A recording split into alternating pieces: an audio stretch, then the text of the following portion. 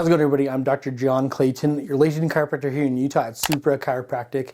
In today's video, we're going over some knee issues, and a lot of people don't associate chiropractors with helping knees, but we're going to go into a few different ways that I have kind of diagnosed as well as treated some of the issues on this knee, and it's kind of going over the main ones that I typically see in most people and some ways that you can fix your own knees by yourself as well. Hope you guys enjoy the video, and I'll catch you at the end. So with the hamstrings, what we want to do, and you can have anybody at home, I would say, you know, if your wife wants to torture you, then have her do this on you.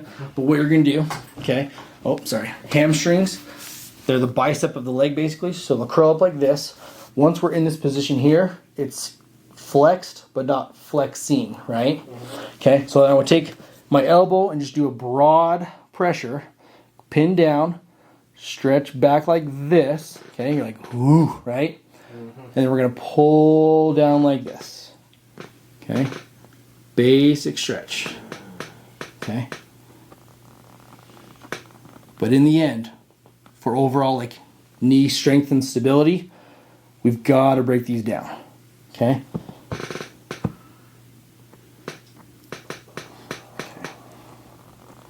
And you're going to go all the way down, and you can even go a little bit further just to get that full stretch. Okay? You're like, I get it, I understand. Okay? You're like, I even understand. You don't need to go on the other side. We'll do it anyways. Okay? So we're going to go here. Broad pressure. Don't go like elbow point, right? So if your wife does this on you, do broad pressure. Kind of lay the most of the elbow on there, and then go up like this, and then down.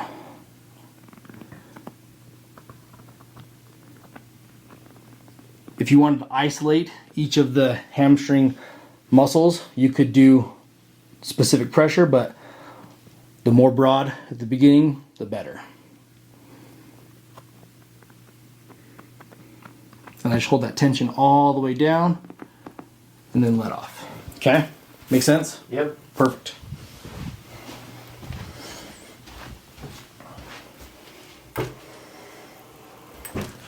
Okay, I'm trying to run through ribs on you, okay?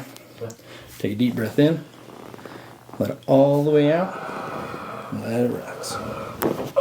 Good.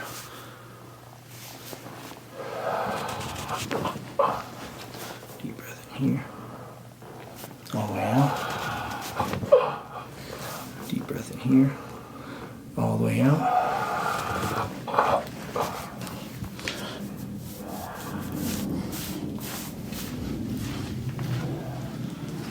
Breath in here for me, all the way out. One more, all the way out. Okay, sorry, that's not a fun area. Deep breath in here, all the way out.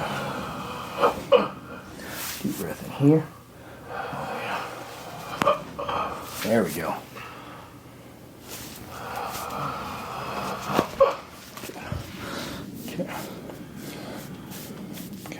Deep breath in here for me, all the way out. It's going to be a little bit tender.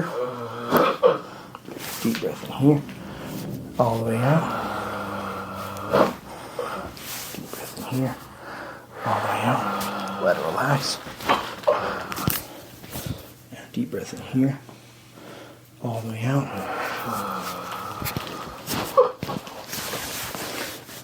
Yeah, pretty tight all through there. One of the things too, I'll just show you real quick. To get a little bit deeper movement in there, you can always use this table that drops up and down. So be a little bit loud. Okay. Deep breath in here, all the way out. Okay. So we can add a little bit more pressure that way into there, and it doesn't feel like we're hitting you as hard, right? Deep breath in here, all the way out. So add the pressure. Okay, and one more up here, all the way out. So that's kind of the difference. A lot of people are like, I don't like that pressure because you feel like you tighten up.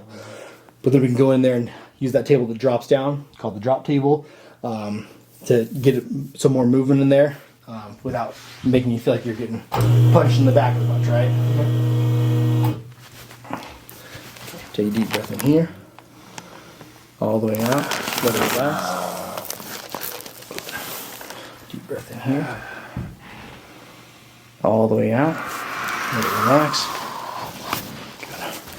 Good. Right up in the shoulders. Deep breath in here. All the way out. Relax. Deep breath in here. All the way out. Relax. Oh, sorry, not fun. Perfect. So I'm going to have you lay on your right side for me there.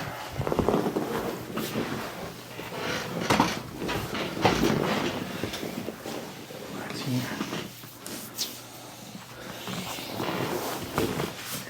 Deep breath in. All the way out. Was that popping before we did anything? Yeah. Like, man. It's like, use the tightness against you, I guess. Okay, lay on your other side there. I know that's usually how it is for me. It's like, if I get in just in that right position, it just starts to go. So it's the easiest part about adjusting guys. Usually, girls are a lot more flexible than we are. So deep breath in here, all the way out. Relax. One more deep breath in, all the way out. A little bit lower. There it is. Okay. I was like, we only got 50% credit on that first one. So. Lay on your back for me now. All right, so when we do the knee adjustment, we want to feel where the femur and the tibia come together, and then we're going to check for rotation, okay? So when I feel here, I push in, I can feel that the lateral or outside part of the tibia is more prominent this way compared to here. So the knee is rotated like that, so we've got to rotate it the other way like that. So the way we're going to do this, you're going to bring the leg up like this. We're swing it around, rotate, and then pull down like that. Okay? Just let it relax as much as you can. It's just nice and quick, okay? Let it relax. We're going to go up and around, swing it around, just like that. Okay? Let it relax. Just like that. Okay. Here. And then same thing here. Rotated, lateral side. Okay. Up and around. One more, let it relax. Good. And the good thing is it's a very big joint, so you don't feel it pop and click as easily. Okay? Slide up just a bit for me there. Let that relax here. Here.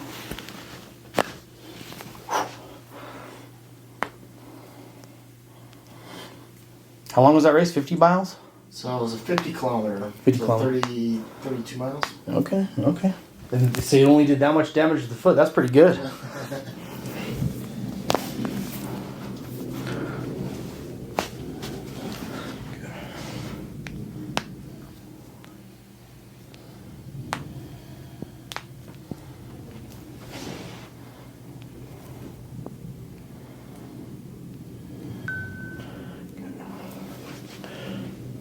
Not too bad.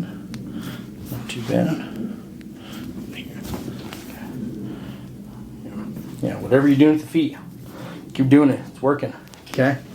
All right, so what we're going to do here with this knee is we find the anatomy of the knee. You have the patella or the kneecap right here, and then you have the femur bone right here that goes up here like this, and then the tibia or the shin bone here. I want to find the junction point between the two of them, the bone right here for the tibia, the bone right here for the femur, go right in the middle, and that's our knee joint. Okay? So with the knee joint, if we're outside of the patellar tendon right here, that we can feel, and if we push in and we have some resistance, see this side can push in really good on the inside, but I push out here and I get stuck a little bit, right? And what the patient has described is they're having a little bit of a catching in this outside portion of the knee when they're walking. And so this is usually going to be in the case of a little pinch or meniscus flare-up or injury. So we need to go in and we're going to do a dry needle right into this area here to get that released, and then we're going to go through it with a little bit of scraping to kind of clean that up as well. We have our needle here. If you're going to find that spot, we're going to just go right to the side of my thumb here. Right here. You're just going to feel a little poke. Okay. Just like that. Okay. And then there's our needle for the lateral meniscus of the knee.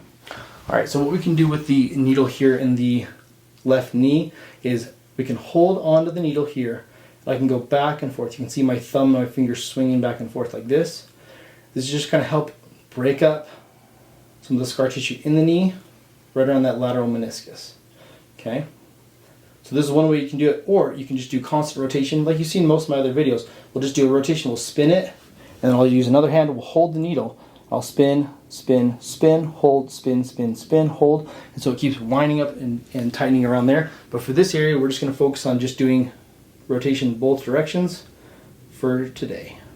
All right, so you can see here, we have one needle here in the left knee, mainly just focusing on that lateral meniscus here.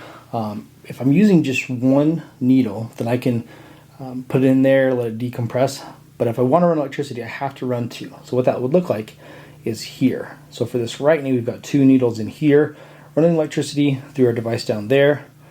And that way we can go a little bit deeper, have the electricity go through and kind of help to work it and stimulate to heal, increase the blood flow, everything through there. And just it's a little bit more intense, but at the same time, it's a little higher level of therapy as well. Right on, let's do it. Okay, so with the knee, once we pull the needles out in this area here, we're going to find that meniscus as well. And we're going to go right over here with our tool, our scraping tool, and right in here, we're just going to clean up that area right there. Just go back and forth where that meniscus is and where it's irritated. Kind of the goal here is we want to also, as we're scraping, I'm trying to press in.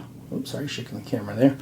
You're going to press in because we want to kind of push that meniscus back in there so it stops getting pulled out and then caught as the patient's walking. Just like that. Perfect. So one of the other issues that I see with the knees is if we feel the actual knee joint and then the middle of the kneecap, these should be more fairly in line with each other. And so what this condition is called is patella alta, or the kneecap is too high. And so with this, what we want to do is focus on helping the kneecap down and putting it back in that position there, closer to where it should be, and then also stretching the quad here around that so we can kind of release it and have the kneecap hold down further to give the knee more stability and less pain, clicking, and that way it doesn't feel stiff either. And that's what most people describe with this kind of issue. So what we want to do is I'm going to kind of push pressure straight down this way and then down towards the ground or the foot area like this. Hold that kneecap there. I'm going to tell the patient to then lift the shin area, okay, as I hold the knee down like that.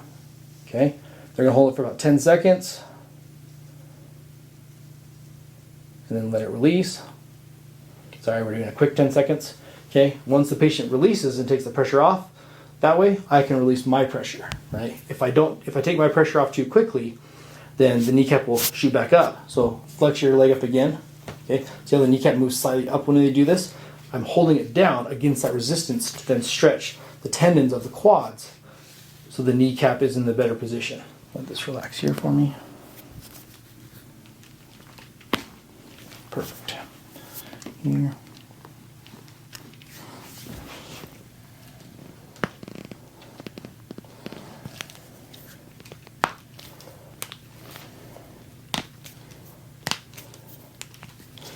Perfect.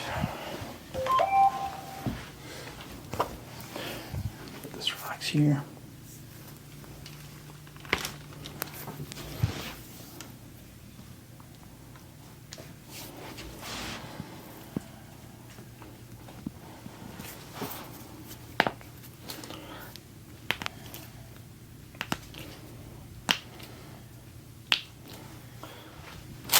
Just take a deep breath in, all the way out, relax,